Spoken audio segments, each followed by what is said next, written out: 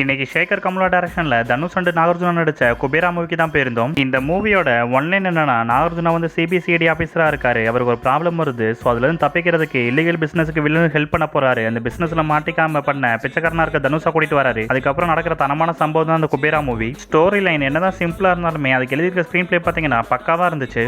குறிப்பா தனுஷோட ஆக்டிங்லாம் பிச்சைக்காரனாவே வாழ்ந்திருக்காரு. ஏன்னா அந்த அளவுக்கு செம்மையா நடிச்சிருந்தாரு.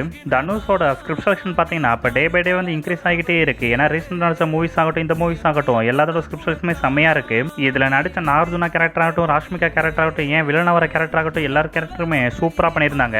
இந்த மூவியோட பிஜிஎம் சாங்ஸ் எல்லாமே இந்த மூவிக்கு ஏற்ற மாதிரி சூட் ஆகி இருந்துச்சு. இந்த மூவியோட நெகட்டிவ் பாத்தீங்கன்னா ஃபர்ஸ்ட் ஹாஃப் கொஞ்சம் சீக்கிரம் முடிஞ்ச மாதிரி இருந்துச்சு. செகண்ட் ஹாஃப் பாத்தீங்கன்னா ரொம்ப நேரம் போன மாதிரி லைட்டா சோர்வடை வச்சிருச்சு. அது காரணம் பாத்தீங்கன்னா இந்த மூவியோட டியூரேஷன் தான். ஏன்னா 3 மணி நேரம் 2 நிமிஷம்.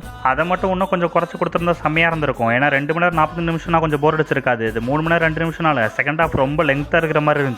இந்த மூவியை ஃபுல்லாக கவர் பண்ணி கொண்டு போகிறது தனுஷ் தான். ஏன்னா ஃபுல் அண்ட் ஃபுல் தனுஷ் தான் அந்த மூவியை தாங்கி எடுத்துகிட்டு போகிறாரு. தெலுங்கு டேரக்டரோட நம்மளும் பயந்துக்கிட்டு இருந்தோம். சரி வாத்தி மாதிரி ஒரு மூவி வரப்போகுதுன்னு தான் சொல்லிக்கிட்டு இருந்தோம். அது மட்டும் இல்லாமல் அந்த மூவி மேலே எக்ஸ்பெக்டேஷனும் இல்லை. அந்த அளவுக்கு இவங்க ப்ரொமோஷனும் பண்ணல. நம்மளும் ஒரு மைண்ட் செட்டை ஃபிக்ஸ் பண்ணிட்டு தான் போனோம். சரி ஓகே அப்படி தான் அந்த மூவியை போய் பார்க்கலான்னு சொல்லிட்டு, பட் மூவி போய் பார்த்தா நல்லா இருந்துச்சு.